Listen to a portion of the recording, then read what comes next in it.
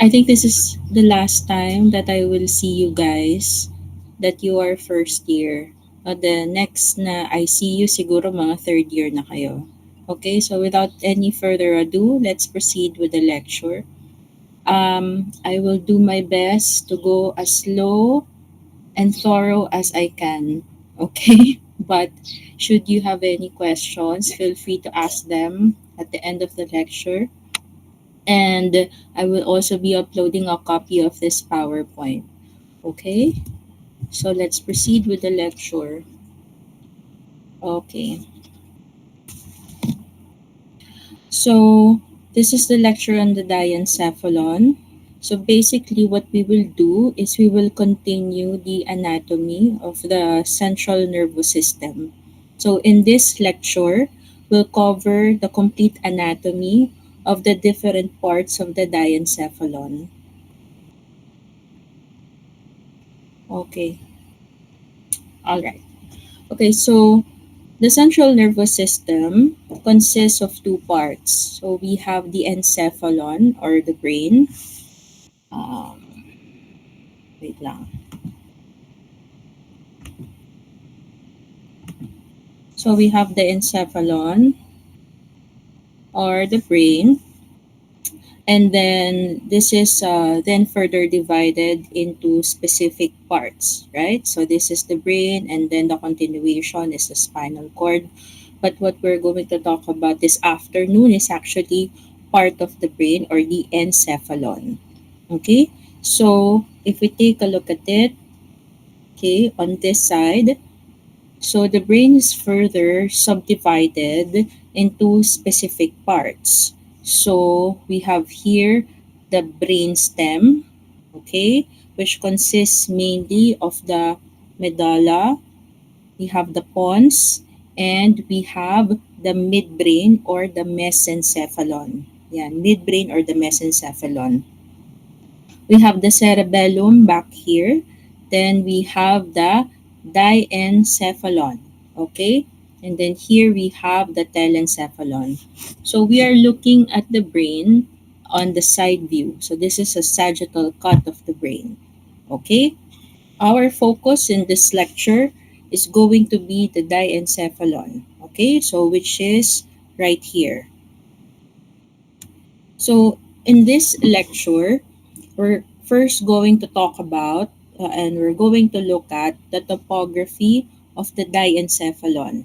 Basically, understand where is it, okay? What parts are considered as the diencephalon, and what's the orientation, okay, between these parts, okay? All right. So after that, we will cover the actual anatomy of all the structures that make up the diencephalon. Okay? But first, let's orientate and understand the relationship before doing so. Okay? So on the left, you will see the different parts of the diencephalon. Okay? So here in this figure, you will see you have the pons, okay, the medulla, the cerebellum, and the spinal cord. Okay? And if we remove one side of the hemisphere, okay, we'll be able to see the midbrain. Okay? And right above the midbrain, we have the diencephalon. So let's take a look at that. So this is the sagittal view or the sagittal cut. And we can see the totality, teka lang, you can see the totality of the midbrain. Okay, so this is the midbrain. Okay, and then we can see right above it is the diencephalon. So this is the diencephalon. Okay, so the diencephalon, the diencephalon is a group, okay, of nerve nuclei that surrounds the third ventricle. Okay, so let's just have a repeat of the ventricular system, no, just a little bit. Isang pangulit lang, na-discuss na ba yung ventricular system? Okay, so this is just a very short review of the ventricular system.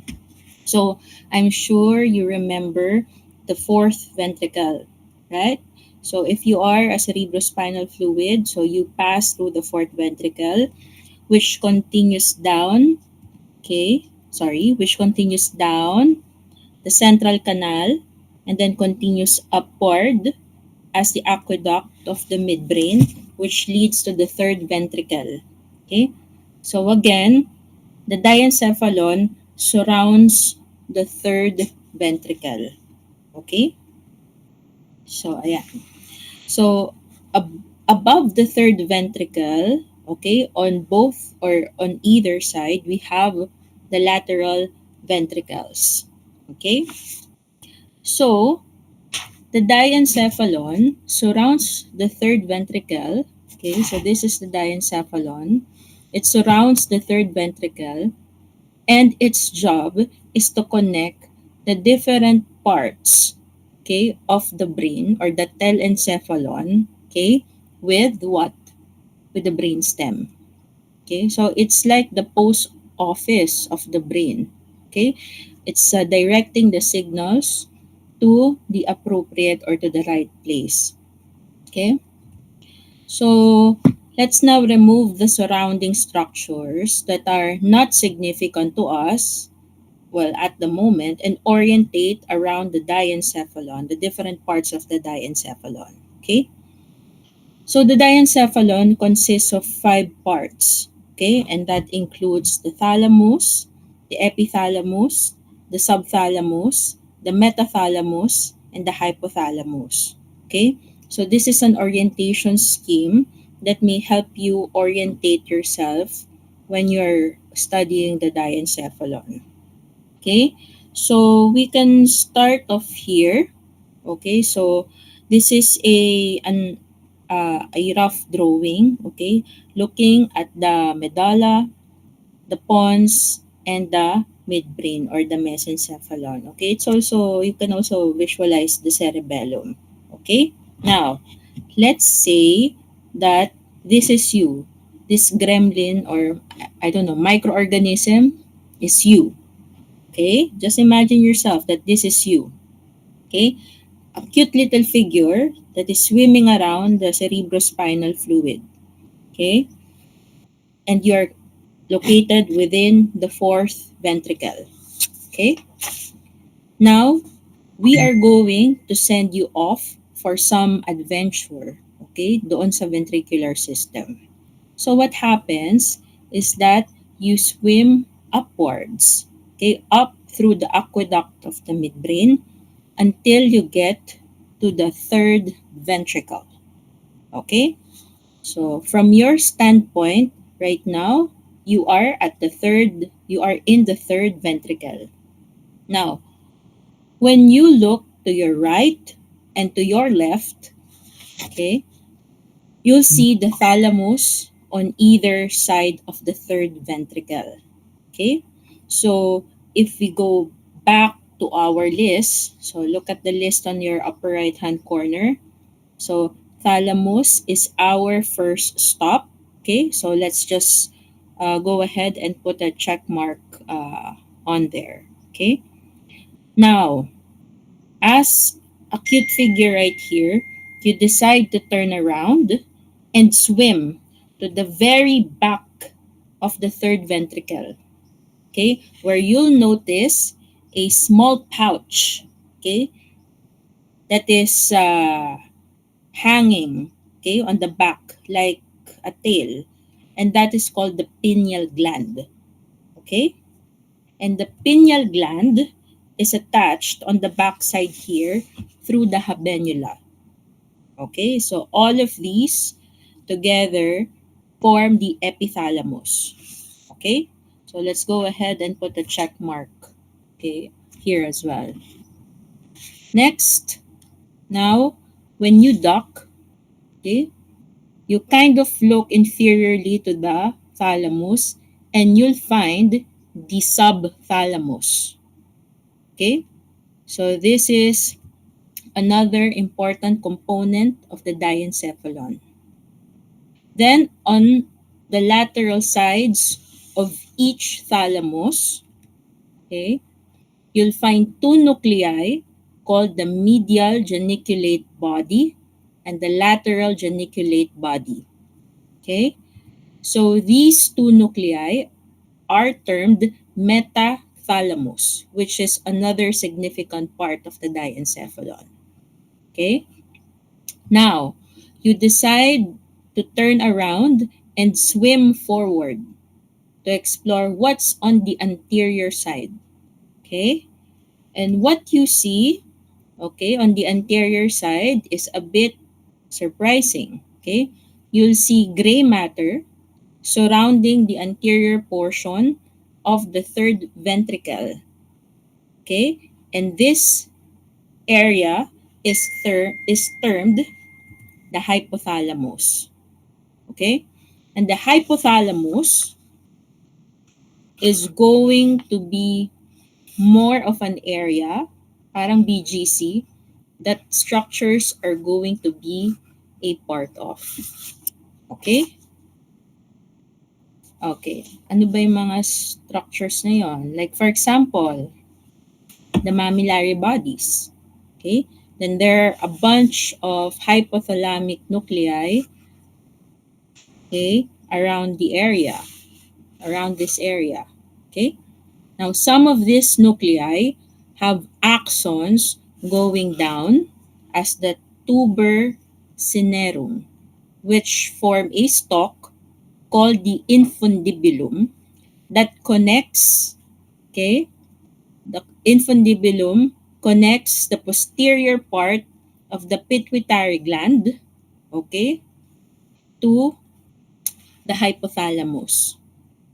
All right, so this area, the posterior part of the pituitary gland, is also called neurohypophysis since it contains neural fibers. Okay? The anterior part of the pituitary gland is not considered part of the hypothalamus, okay, since it is glandular. Okay? It has a different origin during the development. That's why we don't include it. Okay? Now, other parts that are considered a part of the hypothalamus are the optic chiasm and the optic tract. Okay? Now, some sources say that they're their own part of the diencephalon. Ibig sabihin, another subcategory, okay, called the thalamus opticus. Okay? And some sources just include them as part of the hypothalamus. But in this lecture, we'll count them as part of the hypothalamus. But, just keep that in mind that some sources will say otherwise. Okay? Okay. So all of these structures are going to be part of the hypothalamus. Okay? Now, let's work our way down the list. Okay? Starting with the thalamus. Okay? Down to the hypothalamus. Okay? Now, I think the best way, okay, to learn all of this anatomy is to go through all the structures one by one. Okay, starting with the external features and then later on going to the internal ones. Okay, so simulan natin yung discussion ng diencephalon with the thalamus. Okay, number one, thalamus. Okay, so the thalamus, so this is a diencephalon. So the thalamus here is the one shaded in green. Okay, and if we look at it from the posterior perspective, you'll see the thalami. Okay, yeah, you'll see that the thalami, okay, on either side right here. So paired structures yung thalamus. Okay. The most anterior part of each thalami forms a tubercle shape, and we call it the anterior tubercle. And the posterior end is a more rounded part and is called the pulvinar. Okay, so yan, the pulvinar. Okay, hold on. All right. So in between the right and the left thalami, there's a connection point, okay, called the interthalamic adhesion that connects both thalami together. Okay, so those are the only external features that I want you guys to remember. Okay, anterior tubercle, pulvinar, and the interthalamic adhesion. Okay, now let's slice the thalamus, okay, in this way, and look at the thalamus from a superior perspective. Okay, so when we do that, okay, we'll see this.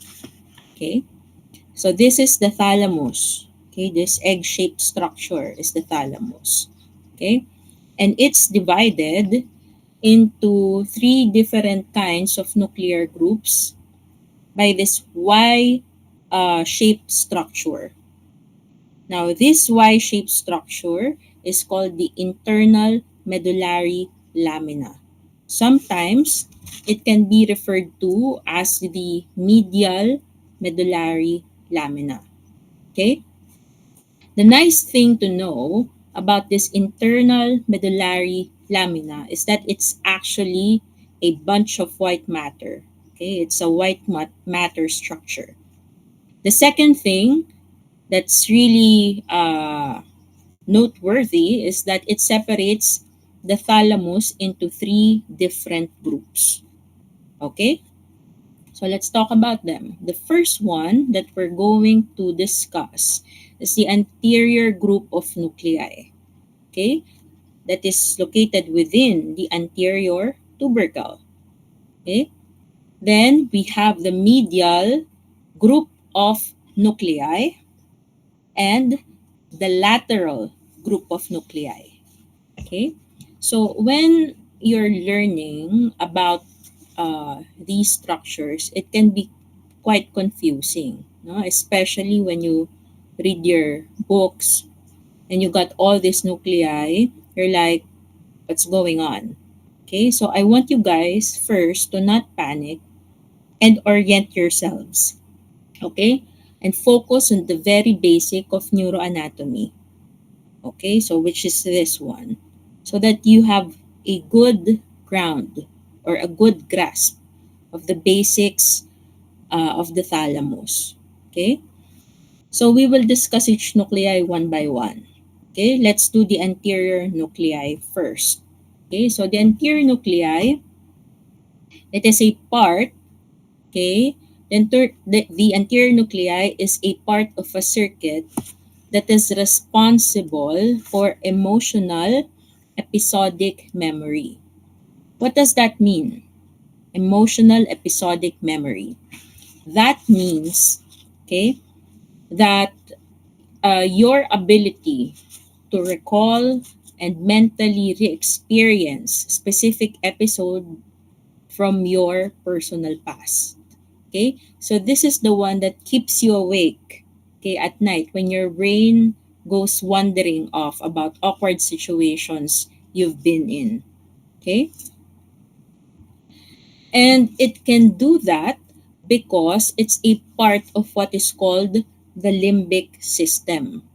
Okay, so we'll talk about the limbic system in greater detail when we go through the internal structures, okay, of the diencephalon. Okay, internal structures of the hemisphere. But the limbic system is initially responsible for the control of emotions, behaviors, motivation, and memory. Okay?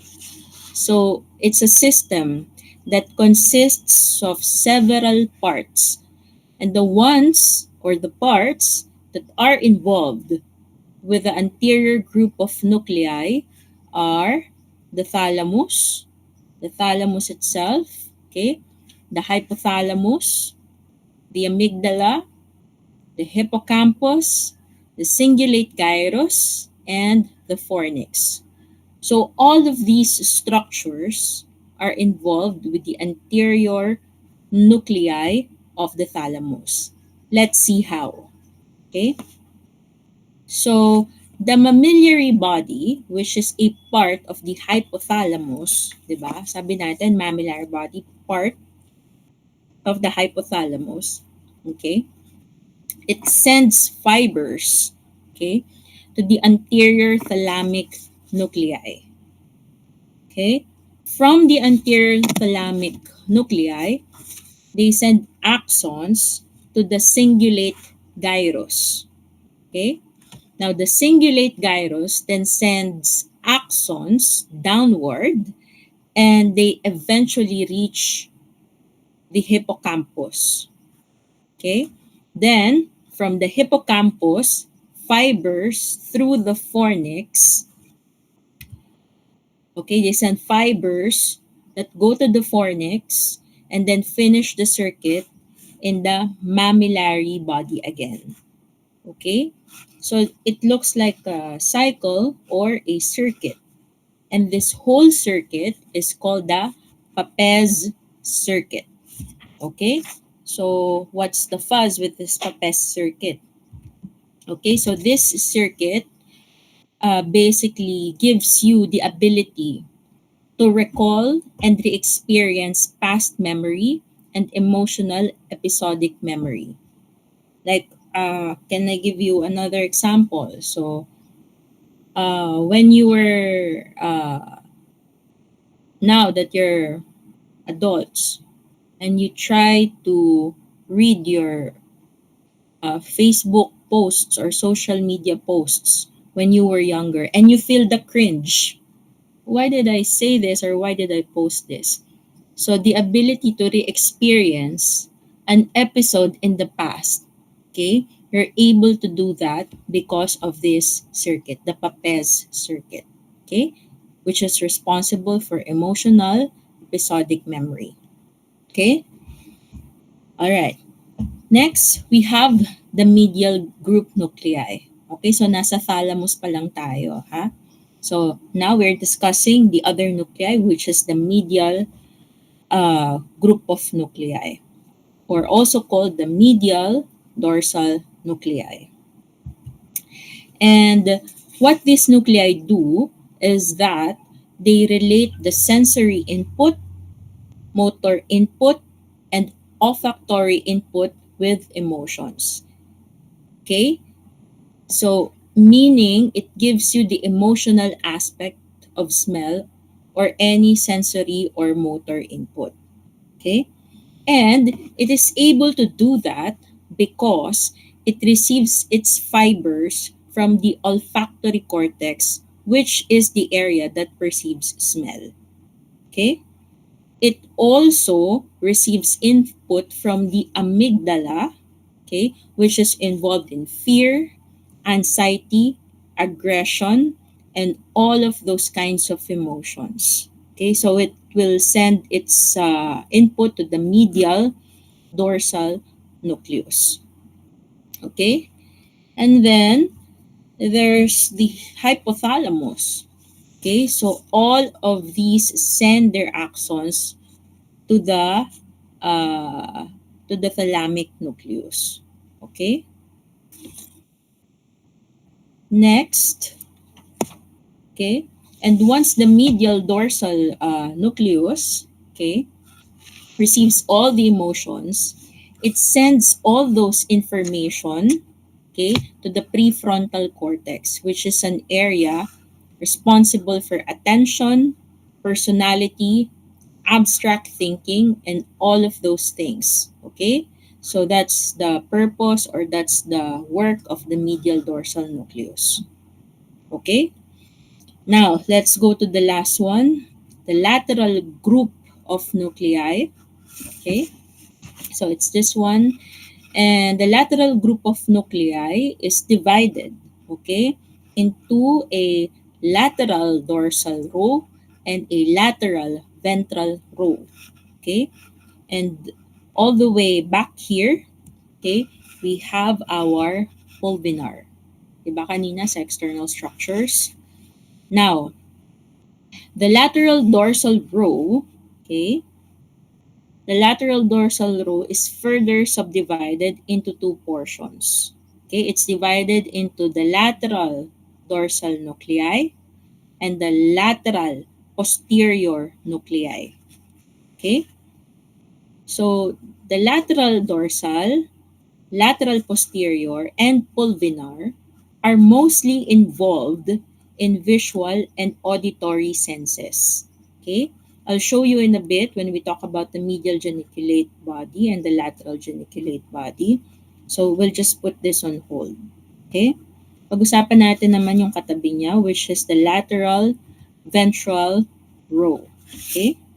So this is actually the most important part of the thalamus. Okay, and it consists of the ventral anterior and the ventral lateral. Okay, so ventral anterior and the ventral lateral. So these two nuclei are part of the basal ganglia. Okay, remember na discuss na natin yung basal ganglia? Not yet.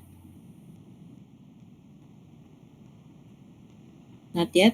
Okay, so just remember that the basal ganglia, okay, is a separate lecture, but know that it is a group of subcortical gray matter, okay, and they're responsible for coordinating, starting, and stopping voluntary movements.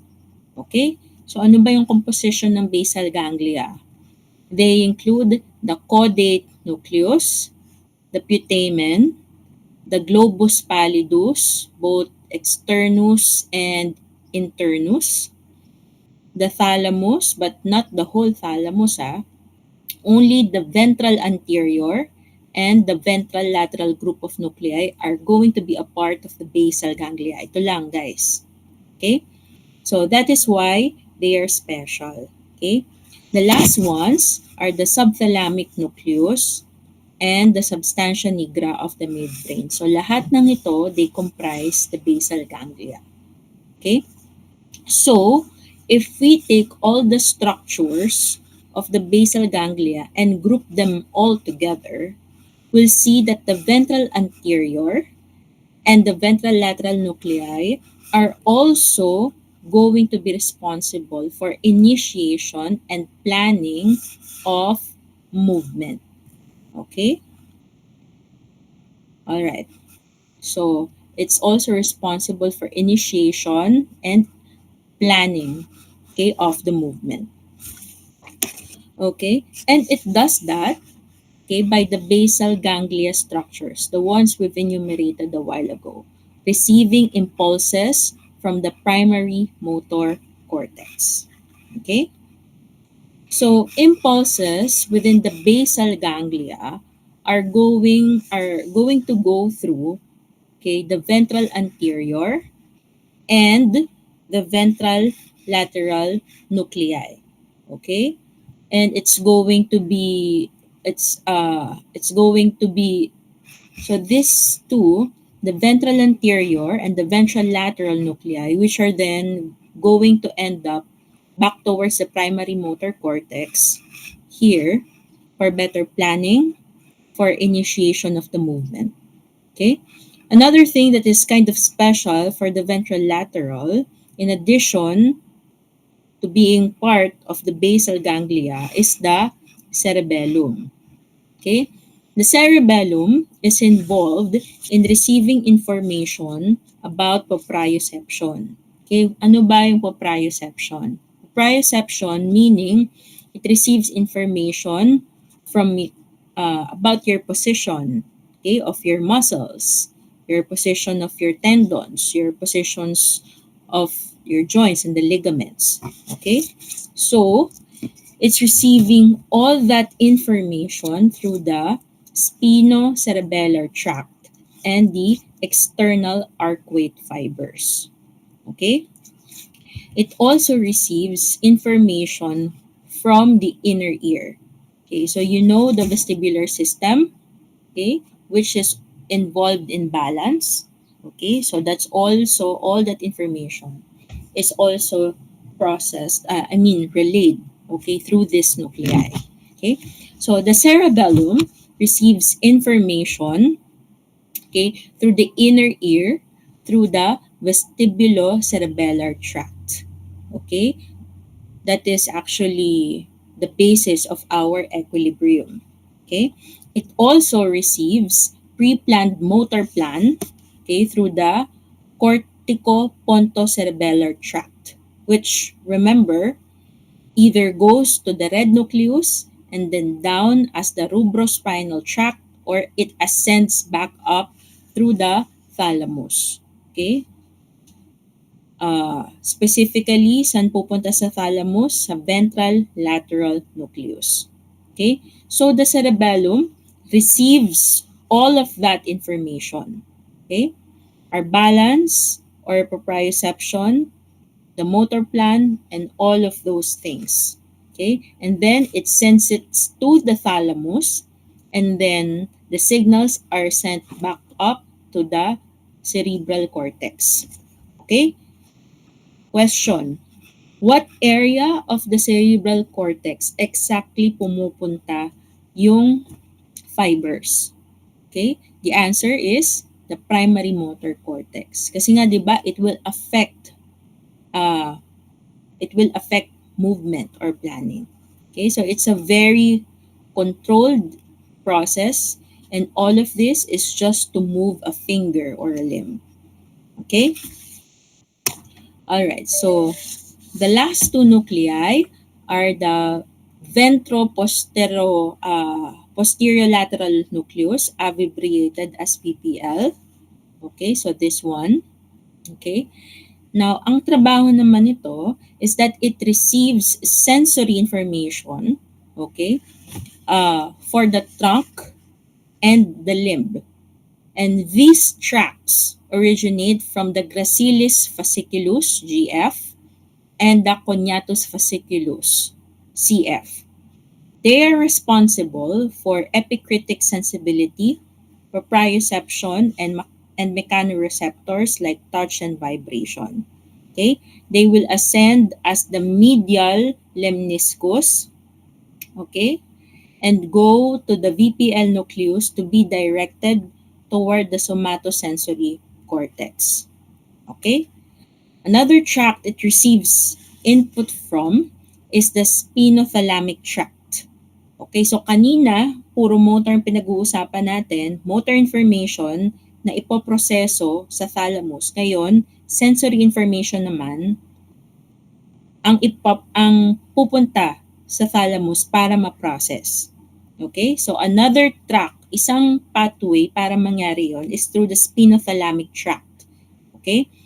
And remember, this tract is responsible for the sensation involving pain, temperature, pressure, and touch. The spinothalamic tract goes to the VPL, ventroposterolateral, and then up to the somatosensory cortex, right here. So, that is the ventroposterolateral nuclei. Ayun, may natitira pa. The other nucleus is the ventroposteromedial nucleus. Okay?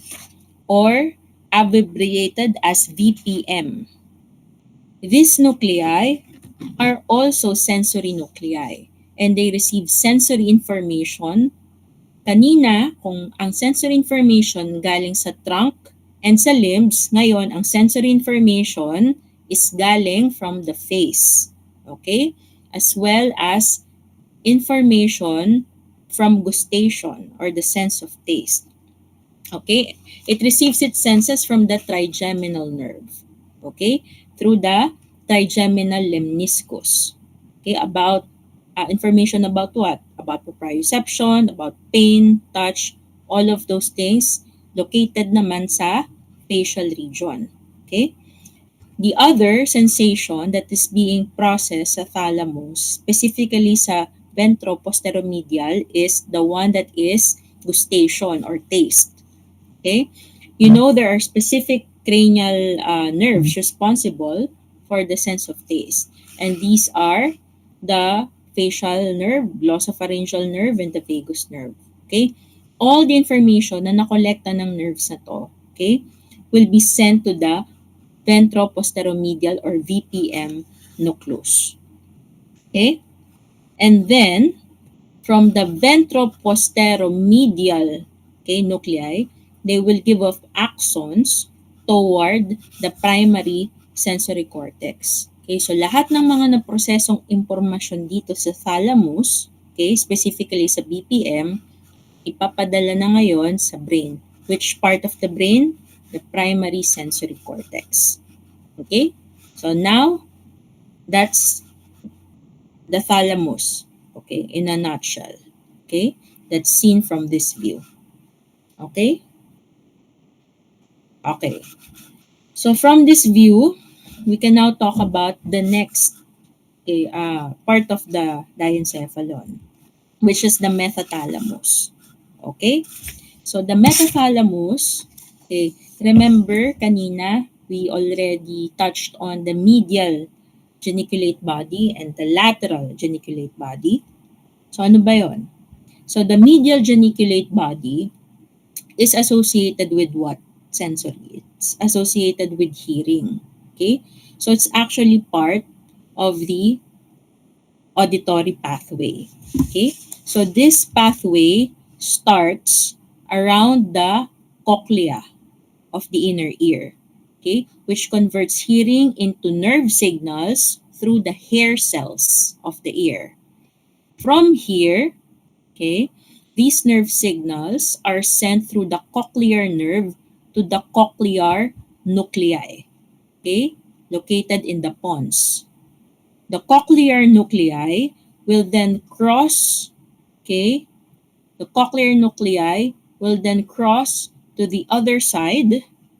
Okay, it will cross sa kabila to the other side and form the trapezoid body of the pons and then ascend as the lateral lemniscus.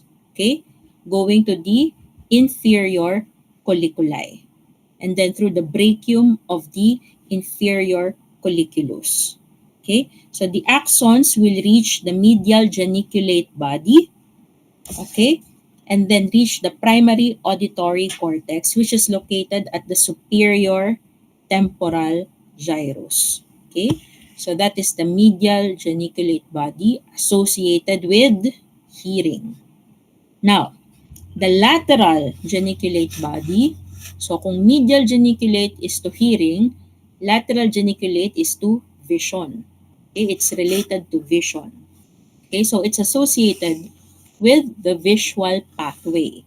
So remember, within the retina, okay, of your eyes, you have receptors for the second cranial nerve, okay, the optic nerve.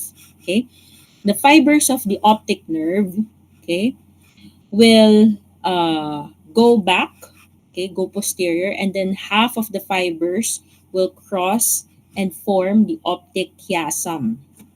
Okay. After that, they will synapse with the lateral geniculate bodies and form, okay, they will synapse with the lateral geniculate bodies. And from the lateral geniculate bodies, the fibers will go back to the occipital lobe, okay, which is where you'll find the primary visual cortex. So it's a bit more straightforward.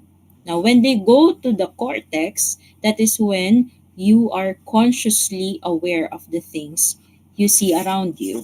Okay? But fibers from the lateral geniculate bodies. Okay? So, dun sila galing. Okay? So, that's the superior colliculus. Okay? So, ulitin natin. So, lateral geniculate bodies, then going to the occipital cortex. However, fibers from some of the fibers, okay, also go from the lateral geniculate bodies. Yung iba, pumupunta sa superior colliculus. So not all go to the visual cortex. Some go to the superior colliculus through the brachium of the superior colliculi. Okay? The superior colliculi are responsible for a coordinated movement of the eyes and neck.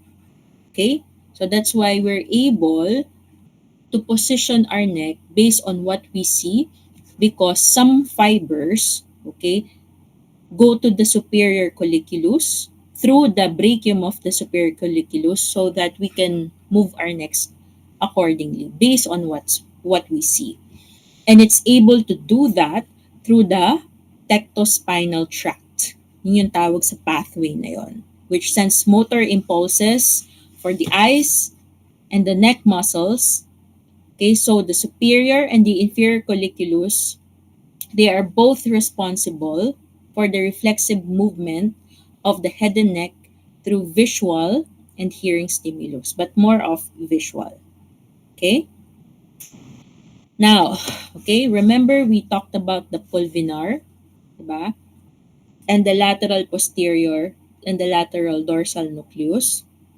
So they're actually involved in all those things, okay?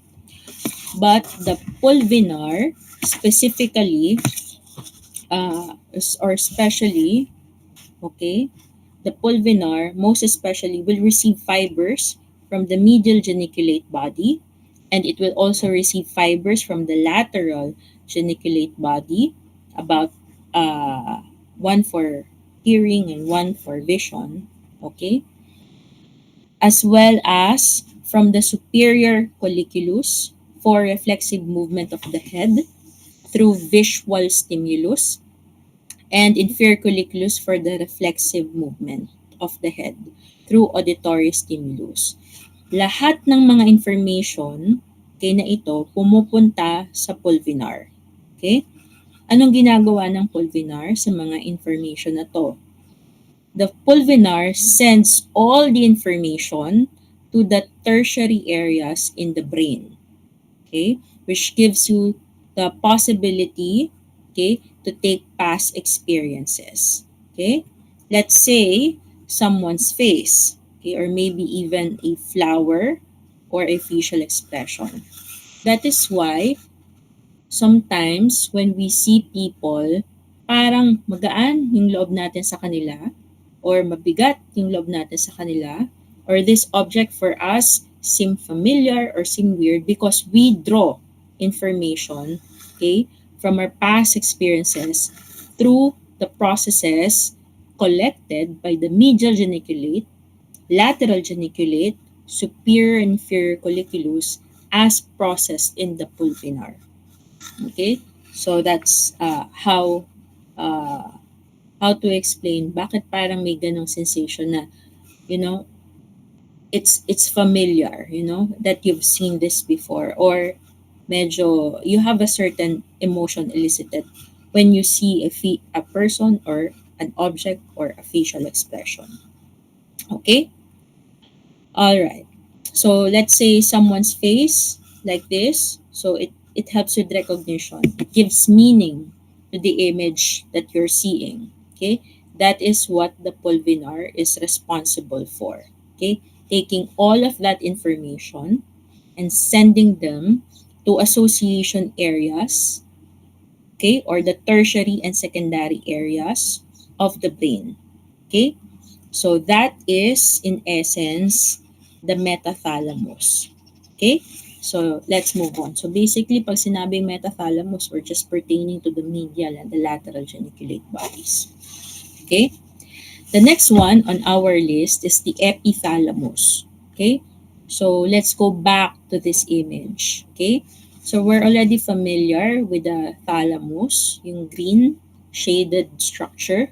Okay? But on the posterior side, we can see the epithalamus, okay, right here. Okay, the epithalamus is a very small area, and it consists mainly of the pineal gland. Okay, okay.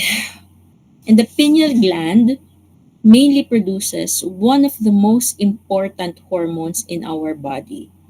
Okay, and that is the hormone that makes you sleep. Any guesses kung anong hormone yon? It's called melatonin. Okay? So essentially, it regulates the sleep-wake cycle, itong melatonin.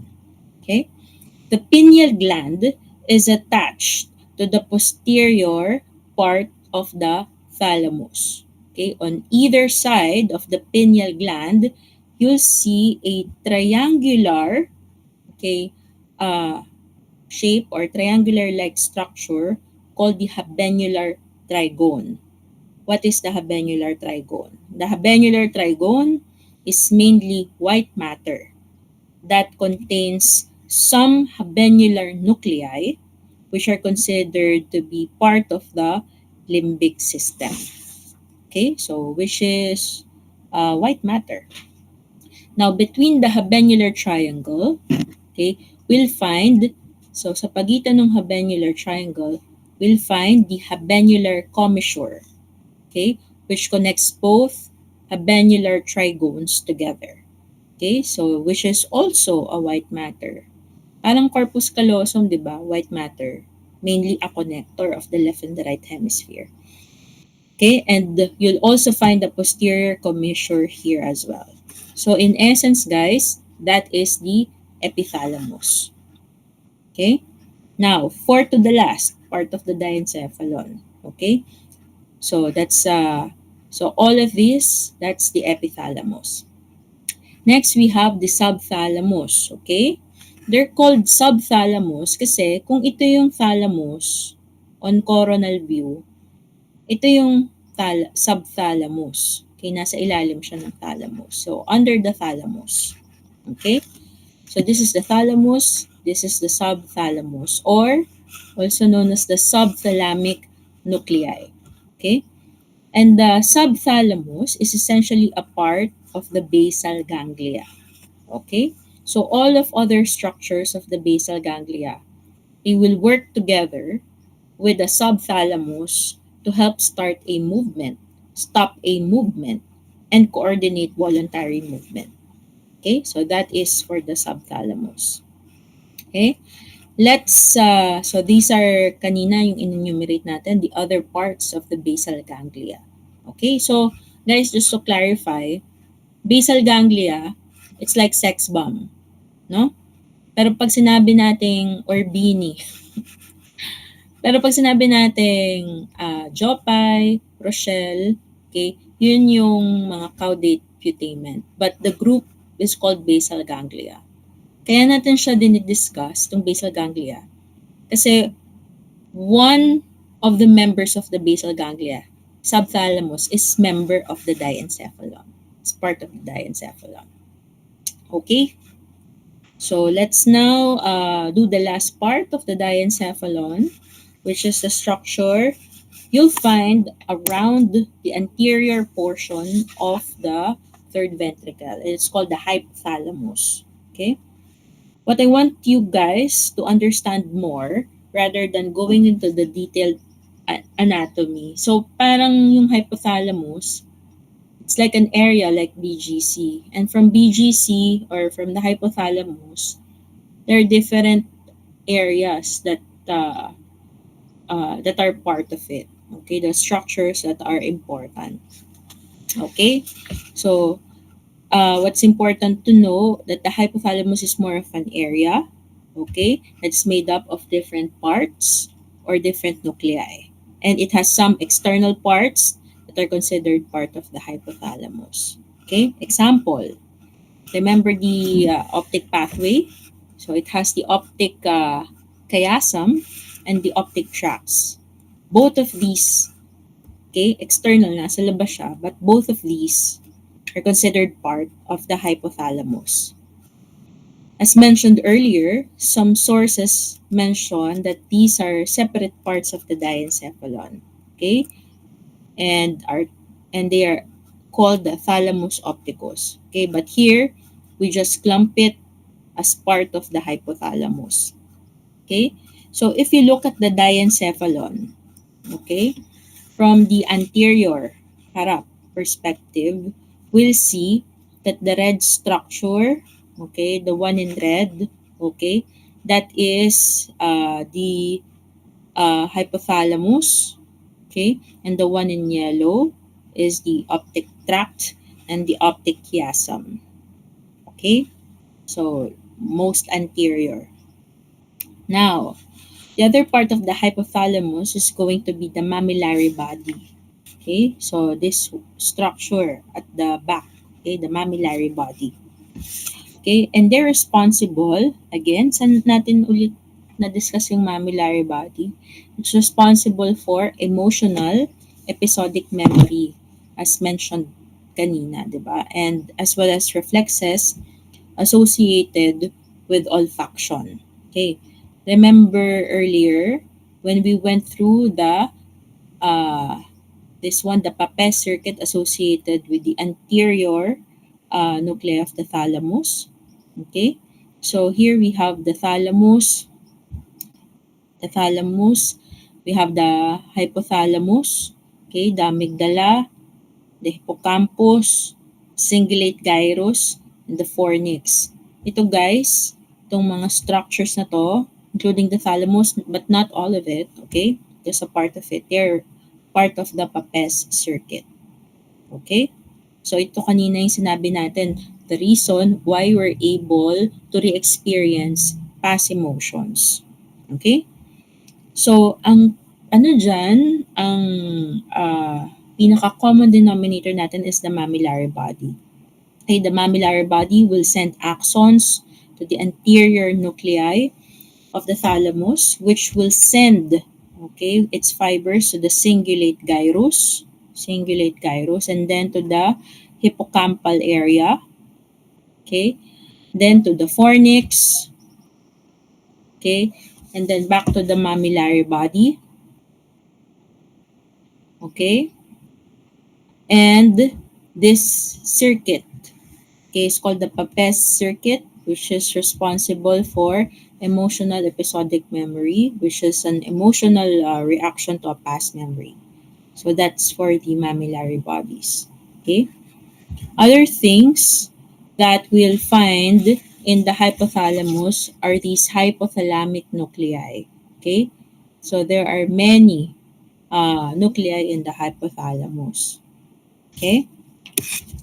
So some of them send down their axons through the tuber cinerum, which will get tighter and form a stalk called the infundibulum, which will then synapse with the nuclei in the posterior pituitary gland. Okay? So hormones released from the posterior pituitary gland include vasopressin or oxytocin. They get their trigger stimulus, okay, from the hypothalamus through these fibers. Okay, so those are the major structures of the hypothalamus. Now, if you want to go deeper into the neurology of it, okay, we can look at the side view, okay, of the hypothalamus, okay, and really look at all the hypothalamic nuclei. Okay? So, they're arranged into areas. So, ang daming nuclei. So, pag sinabi nating nuclei, guys, di ba? We're just basically referring to cell bodies. Okay? So, ito, for example, yan ay isang bungkos or isang bunch or clump ng cell bodies, di ba? Yun yung nuclei or nucleus. Pag sinabi nating fibers or tract, yun yung pinaka-axons. Okay? Tracts or fibers is just a bunch or a collection of axons. So ito yung mga nuclei and they are arranged in areas. Example, the lateral hypothalamic area, the posterior hypothalamic area, and the anterior hypothalamic area. Okay, these nuclei are responsible for different things. Okay, the paraventricular nucleus are associated for pain. It's associated with pain, for example.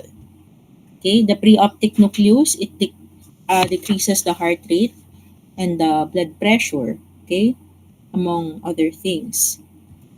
We have the suprachiasmatic nucleus, which is part of the circadian rhythm and the sleep-wake cycle. We have the supraoptic nucleus for thirst. We have the arcuate nucleus, which regulates the release of many hormones. We have the ventromedial nucleus for the satiety feeling So kung ikaw medyo lagi kang gutom, no? There might be something wrong with your ventromedial nucleus. Okay? Oh my goodness. Okay? Then we got our mammillary body. This one, the mammillary body here. We also have the dorsomedial nucleus for sleep regulation and food intake. Okay? So this basically is the gist or the nutshell, okay, of the nuclei located in the hypothalamus. Okay? So I think that is the end of the lecture. Any questions so far?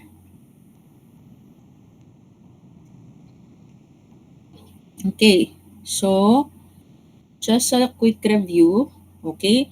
So for you to be able to locate where your diencephalon is, hanapin nyo muna kung nasan yung midbrain.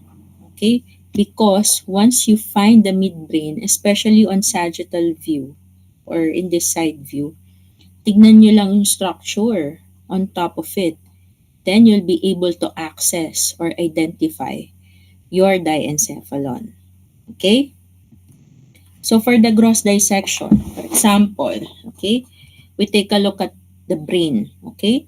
So para hindi kayo malito, isipin nyo muna, di ba may the brain, okay, can be further subdivided, okay? Forebrain, midbrain, hindbrain. Pag sinabi nating diencephalon, pumapasok siya sa forebrain. So yung forebrain, di ba, nade-divide siya into the telencephalon and the diencephalon. Okay? So, itong telencephalon, alam nyo na yan, cerebral hemisphere, di ba? Mainly, most of your gray matter is there. Okay? Yung diencephalon, pag dinivide mo siya, dun siya madidivide into the thalamus, hypothalamus, subthalamus, epithalamus, and metathalamus. So, dito dinivide lang siya into 3, but know that there are sources that divide it into 5 parts. Okay? So, for example here, okay, ito yung sinasabi natin. How will you locate the diencephalon? Locate the midbrain first. So, this is the sagittal view. Orientate yourself first. Okay, this is a sagittal cut. Okay, so kung sagittal cut dito, how will you find the diencephalon? Okay, the thalamus, hypothalamus, napin nyo muna. Okay, yung brainstem, hanapin nyo muna yung midbrain. Okay? And then, on top of that, okay, that's your diencephalon. Okay? Okay, so here, this is just another view of another sagittal cut. So, you have the pons, the medulla, okay, the medulla, the pons, and the midbrain. Okay? Brainstem, basically. Immediately sa taas niyan, nandun na yung diencephalon mo. Ang pinaka mapapansin nyo dyan is the thalamus. Kasi yung thalamus, bilog siya eh. Very particular. It stands out. It looks like an egg-shaped structure. So, pasok ka na ngayon. No? Makuhuli mo na yung diencephalon. Okay, so this is another sagittal cut. Okay, but this time a little close up. Okay, so sabi natin, okay, alam na natin that this is the side view, right? This is the side view. Okay, paano natin malalaman kung alin yung anterior, alin yung posterior? We know that the hypothalamus is the most anterior, whereas the pineal gland is the most posterior. Okay? So kapag tinuro to sa inyo, ang sagutin natin is pineal gland. Kasi itong hypothalamus, diba, hindi mo naman maturo dyan, diba? Specifically, kung nasan yung mga stalk, medyo mahirap, no? If you're not too familiar with it, okay? But you will see that it's more of an area, diba? Unlike the pineal gland, it's very distinct. So you'll know that this is anterior, this is posterior. So ito yung sinasabi natin, optic chiasm, okay, is considered part of the hypothalamus. In some books, it's a separate part of the diencephalon. It's the pituitary stalk, ito yung mammillary bodies. Okay? So this naman, this is the coronal cut of the brain. So here we will appreciate, okay, the thalamus, di ba? It's an egg shape and paired siya. Meron sa left side, meron sa right side. Okay? It borders the third ventricle. Okay? And take a look at the gray matter beneath it. That is the subthalamus. Okay? Here in the coronal view, you'd be able to appreciate better the mammillary bodies, okay, which is part of the circuit of Papez. Okay, a mammillary body is also uh, part of the what? Epithalamus, metathalamus, hypothalamus, or the thalamus. Part siya ng hypothalamus. Okay? Okay, so another close-up view. So ito daw yung thalamus. Thalamus basically, di ba, mas darker yung color niya. Okay, why? Because it's a collection of nuclei. Sabi nga natin kanina, di ba, it is subdivided into the anterior, medial, and the lateral nuclei. Di ba? As this is the subthalamic nucleus. Okay? And ito, optic tract, medyo mahirap ma-distinguish dito. Better kapag sa sagittal cuts. Okay? So, any clarifications? Any questions? O kung wala, ulitin ko lang ha, pag sinabi nating gray matter, we're basically referring to a bunch or a group of cell bodies. Okay? Basically, it comprises the cortical layer at yung mga nuclei. Pag sinabi nating white matter, ito yung mga axons natin. No? Magkakasamang axons, those are called fiber or tracks. Okay? And ang trabaho nila, they usually connect one part of the brain to another. Hindi naman pwede puro cell bodies lang. Dapat merong way para mag-connect sila. Okay? So, dun papasok yung mga fibers or yung mga axons, which pag pinagsama-sama mo, it's not called many axons, it's called fibers. Okay? And basically, kapag tinignan mo sila from a gross anatomy perspective, mas maputi sila kaysa sa gray matter. They run in all directions and they intermingle with each other. Okay? So there are three types of fibers in the brain: association, commissural, and projection fibers. Okay? So again, no, pag tinignan natin on this view, may gray area, merong white area. Actually, hindi naman siya talaga gray eh. Mukha siyang beige, deep beige, and light beige. Okay, pero siguro nung time na yon, yung anatomists, yung nagamit nilang dyes, it tints the brain as grayish. Okay? So sundin na lang natin, basta we know na kapag ganito dark colored or deep yung color, these are basically cell bodies. Whereas ito, these are basically axons. Okay? Alright, so I think this is part of the, so here we have the thalamus, egg shape. So this is the sagittal cut or the lateral view, side view. This is the hypothalamus area, the mammillary body. Okay? So that's all. Any questions pala? Wala? O sige, kung wala kayong questions, ako may question. Okay, so let's kindly scan the QR code. Okay, kindly scan the QR code. And kung hindi naman, please go to menti.com and input the code above. Okay. All right. Give me a second.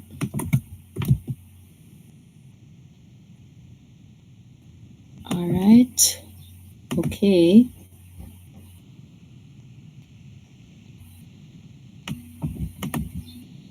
You guys got it? Give me a thumbs up if you do, if you're there.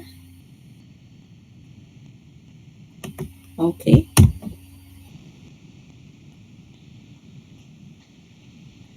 All right.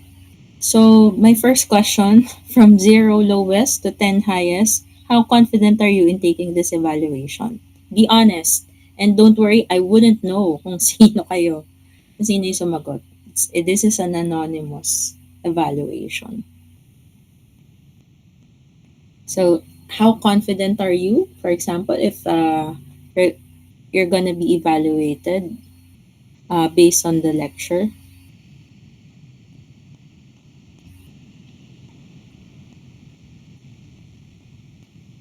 Okay, are you guys there?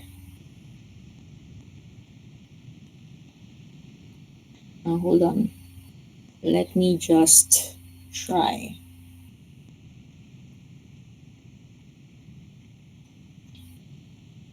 Hindi ko nakikita pa yung mga answers nyo. Is it a 10? So, don't forget to press submit, ha? Is it a 10?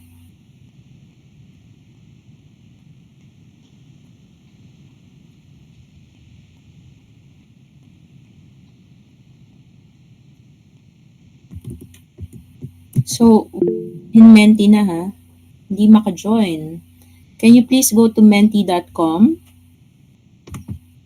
Everyone, go to menti.com or scan the QR code. Now, once hindi gumana yung QR code, you can just type in menti.com 75453447.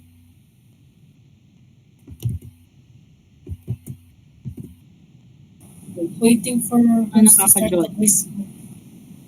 Ha? Waiting for host pa daw po eh. Waiting for host. I don't think. Hold on.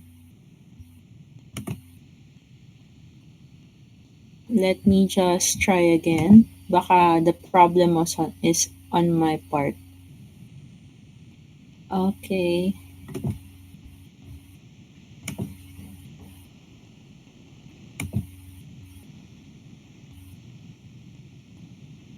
Okay.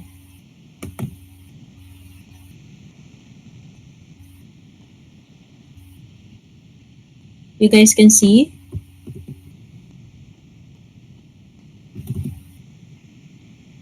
That's odd.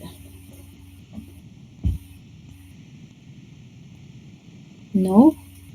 Not at all? Ano yung nasa slides nyo? Waiting for host to start quiz. Sige. Sige. Anyway. How about this one? Okay. Teka lang Weird. Sige, let's start with the quiz na lang.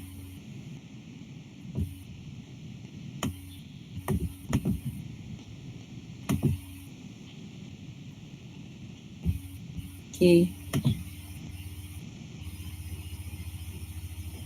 Alright. Kamusta? Nakapasok na kayo?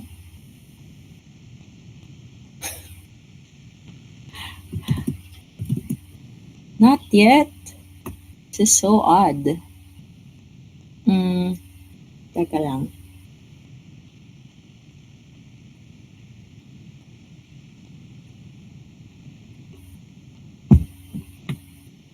Waiting for host. Wait lang. Stop presenting.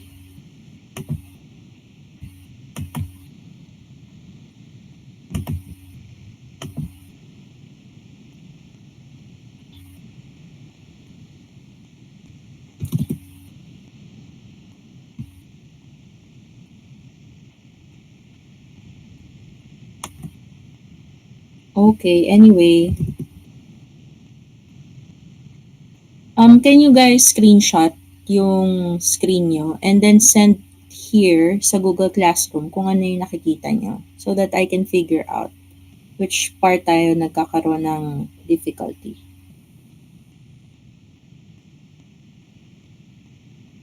You should be able to see something like this. Teka lang.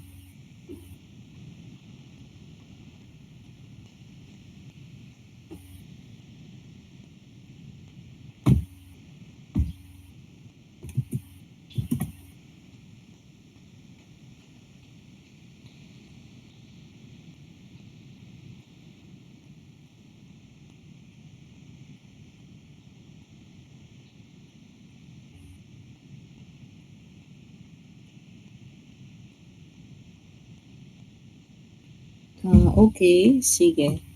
Anyway, let me try. Walang players though.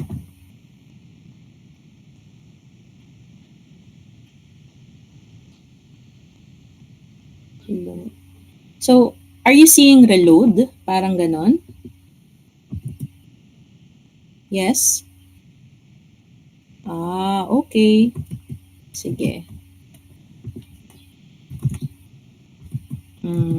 Just a second, ha? I'll just try to troubleshoot.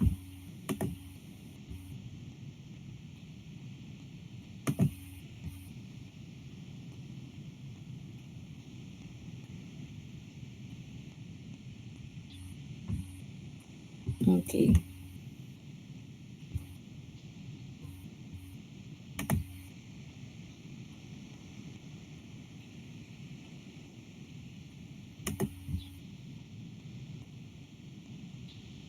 That's very odd.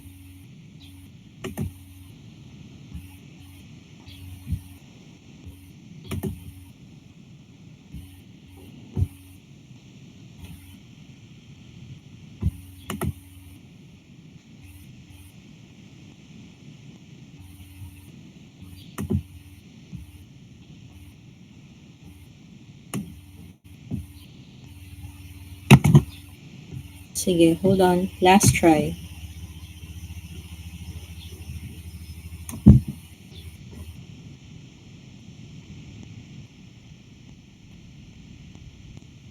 Okay.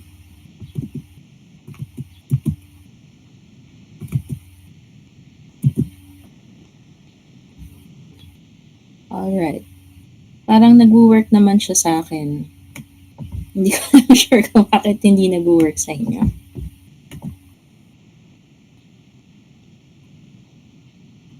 Okay. Okay, so maybe alam ko na kung bakit. We have a different QR code. 46330425. Try that. 46330425.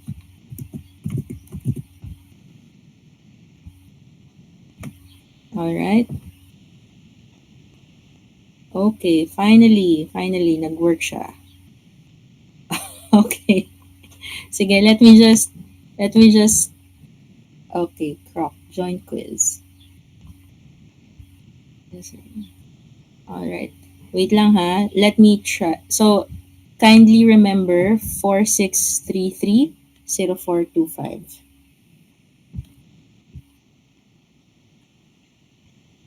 Okay. So, mali pala yung code. Alright, sige. Let's start the quiz. Okay, let's start.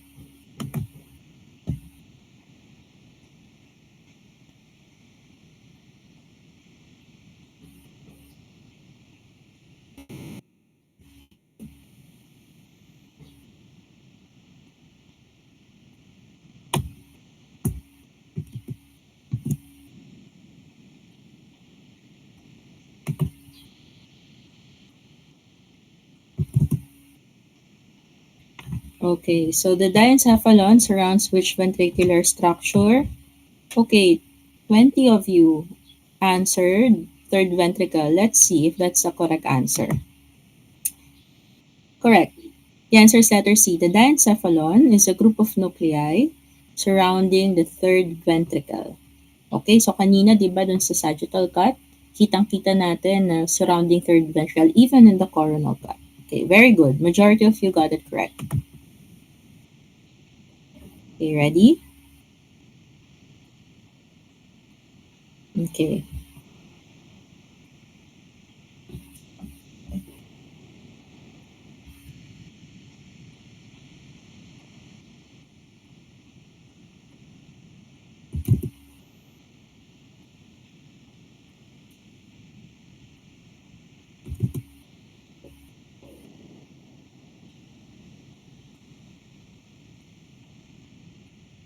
Okay, the question says the thalamus is divided by the, okay, So the correct answer is the internal medullary lamina. Okay?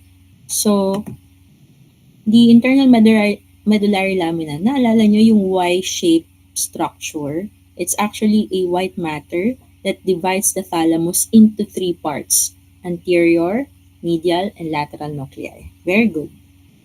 Next.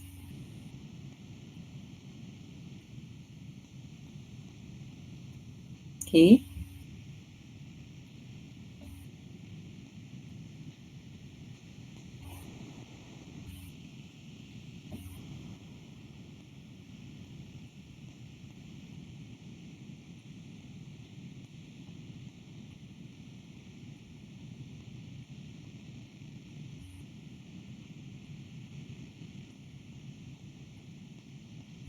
Okay, so what a dead giveaway. The circuit responsible for emotional memory, okay, is called the Papez circuit. So this is the reason why we're able to relive or re-experience a memory from the past, okay, because of the Papez circuit. Okay, next. So it handles episodic emotional memory. Okay, next question.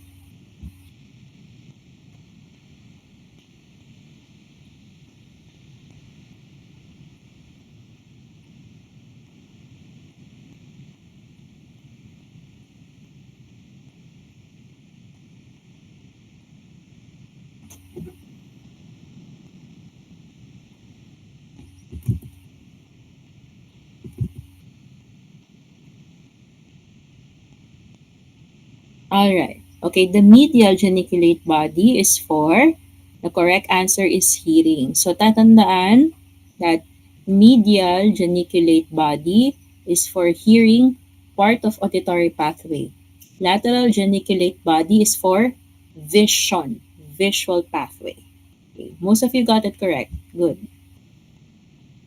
Okay, halfway there.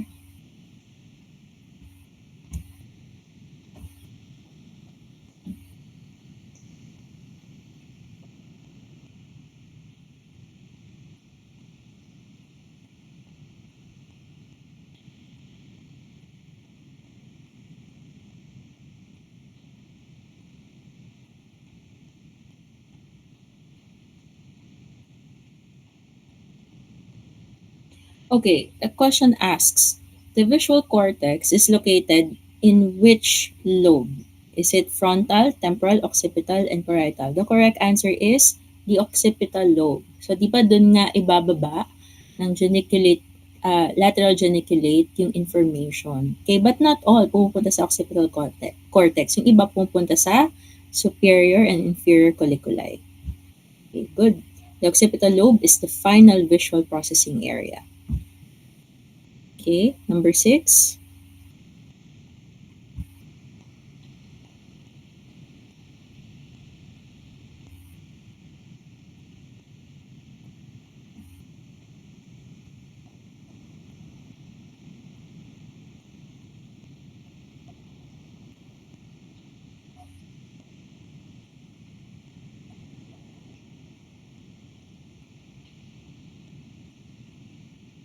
Alright, okay. Guys, pag tinanong to sa board exam or sa long exam, MPL1 to ha. Okay, the pineal gland secretes, wag na mag-isip, melatonin yan. Wala akong ibang diniscuss na hormone kundi melatonin. And the correct answer is melatonin. Okay, next. So the pineal gland secretes melatonin which regulates the sleep cycle, sleep-wake cycle to be more correct. Okay, question 7.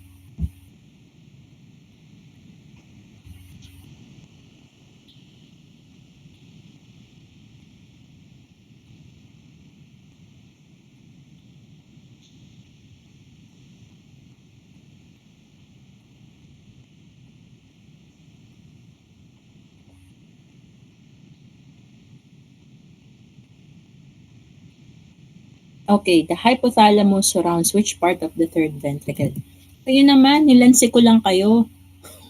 Basically, ang tanong dito, yung hypothalamus, nasan siyang part? Anterior ba siya? Posterior?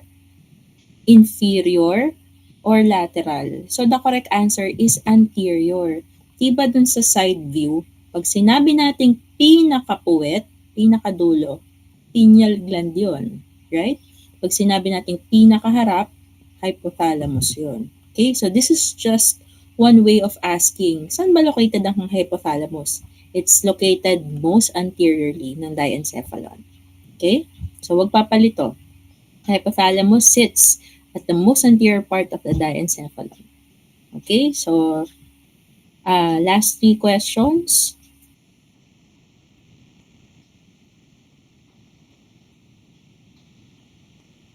Bawal malito dito ha.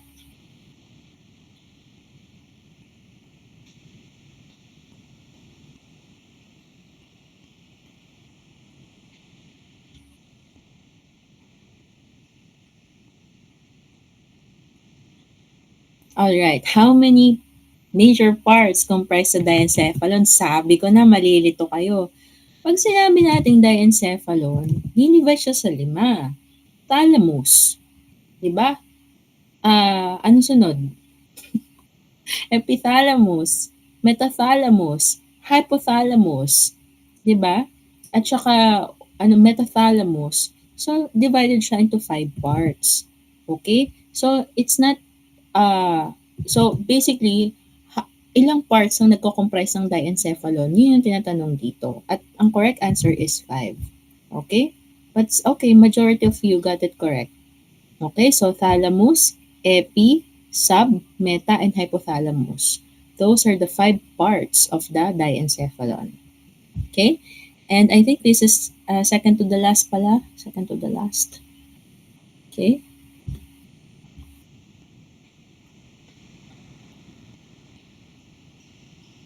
Naku po, pakadali.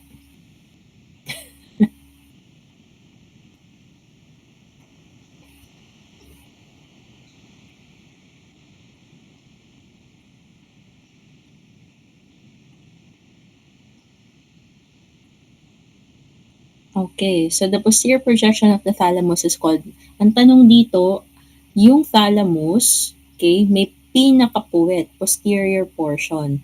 Ano yung posterior portion ng thalamus? Iba yung diencephalon ha, sa thalamus. Ang diencephalon, yun yung tawag sa collective term ng mga thalamus, hypothalamus, okay? So yung thalamus, parte lang siya ng diencephalon. Okay? Ang tanong dito, anong tawag mo sa pinakapuwet ng diencephalon? Ng thalamus. And the correct answer is pulvinar. Hindi natin isasagot yung pineal gland kasi 'di ba part 'yon ng diencephalon. Okay? So remember that the pulvinar is the most posterior rounded part of the diencephalon. Okay? Okay, so last na.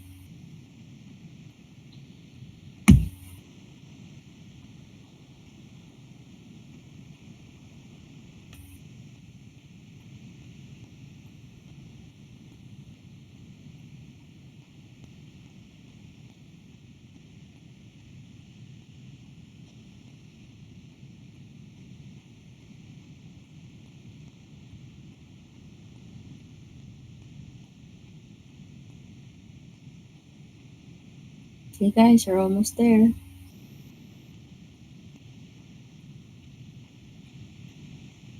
Sige, pwedeng manghula, pwedeng magkamali. This is the time na pwede magkamali. Okay, so 22 responses said 3, 5 responses said 2, may iba sa inyo 7 yung response. The correct answer is 3. So, di ba yung thalamus, ni-divide siya ng internal medullary lamina, yung Y-shaped structure, into 3. Anterior, medial, and lateral. Okay, so let's take a look. Anterior, medial, and lateral nuclei. Okay, so that's for our evaluation. Okay, so ang bigatin, ang nanguna ay si, okay, who reigned supreme? Advil at 8,837 points. Okay, may I ask, sino si Advil? Masakit ba ang ulo mo? Who's Advil? can you unmute yourself and pakilala ka?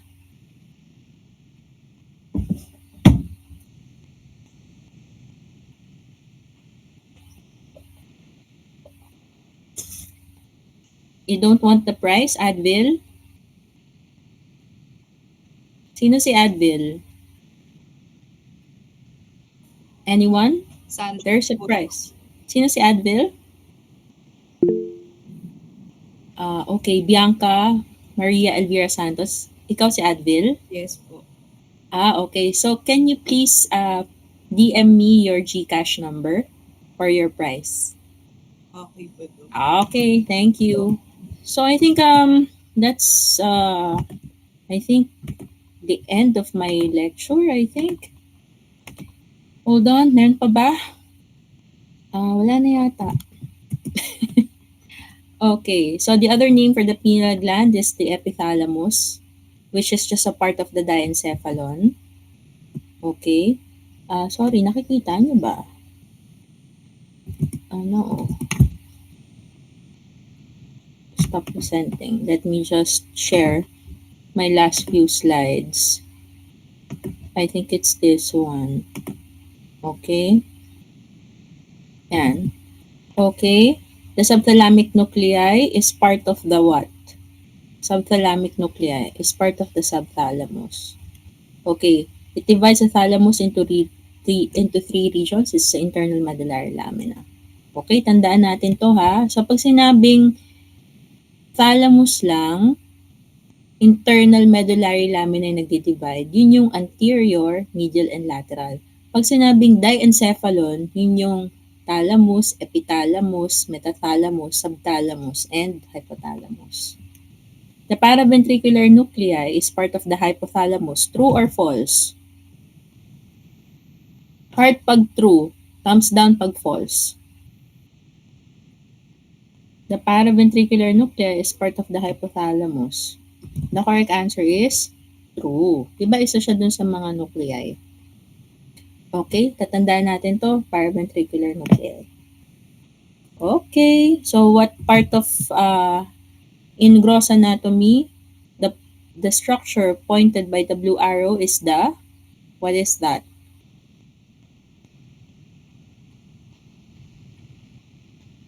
That is the mammillary body. Okay, so that officially ends my lecture. Okay, I'm gonna stop presenting. But before I go, any questions? Is it crystal clear or clear as mud?